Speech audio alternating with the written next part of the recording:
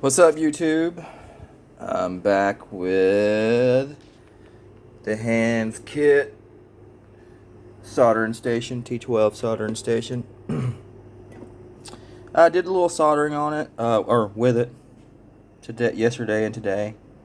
And I actually did this. I bought a genuine Hakko tip. It's more expensive. I think it was like 14 bucks or something like that. So it's a little more expensive than the knockoff tips, which I think you can get them for anywhere for $5 and maybe up to $10 in a pack of so many, or I don't know, but they're cheaper. And I really just wanted to see if the actual Hakko tip works in the unit. I mean, it looks exactly the same, and I kind of wanted to see if it's any better. Now, it's a chisel tip, and I got a chisel tip because I need a chisel tip. I'm used to a chisel tip. 2.4 millimeter is what is pretty common, and that's what I'm used to using. And this one is a pencil tip, and this one is that little blade tip, which I do like. I do like it. So anyway, so it's not really a direct comparison because I don't have another chisel tip and the cheap model to test. But anyways, I got this because I needed a chisel tip and I wanted to see if the Hakko one would work. So let's check it out. Let's see if it'll work. Oh, anyways, before we do that, there's some soldering that I did on this battery pack. These solder joints just came out super easy with my old soldering iron. These weren't too bad, but the ones where I was doubling up was pretty hard. It took a little effort to get it, and this thing just chewed through it like nothing. So it's great. It is working great. So anyways, let me open this bad boy up. Let me see if I can set you there. How about that? Alright, there you go. You're all focused and everything. So let's put this guy away. And let's open up the Hakko. Hakko. How do you say it? I don't know. Hakko? I don't know. Let's see. I mean, it's supposed to be laser engraved somewhere. So, I mean, I guess it's possible I could have got a, oh yeah, it's laser engraved. It says, Hakko, lead free. Let's try it. Well, let's kind of look at these two. And this one says T15, so I think the T15 and T12 are the same. It's just that the T15 I think is for the U.S. and the European market, whereas the T12 is for all other markets. I don't know, but they're the same, and they're compatible with one another. So, I mean, that lines up.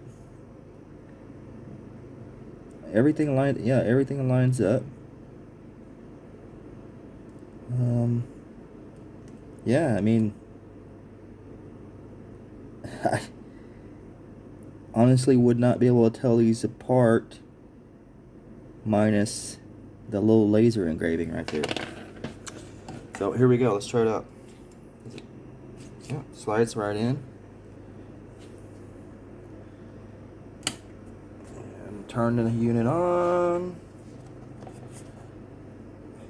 Well, looks like it's warming up. Smoking a little bit. Yeah. Look at that. The legitimate Hakko tips work perfectly fine. Apparently. Let's see. Can you see this? See if we can do a little tin job here. Well, that's how. There we go.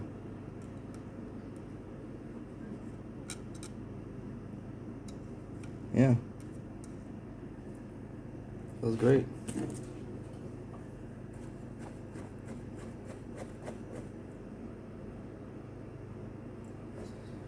I think one thing that maybe I notice is the tip looks like it wetted. I don't know how to say it. It's wetted a little bit better.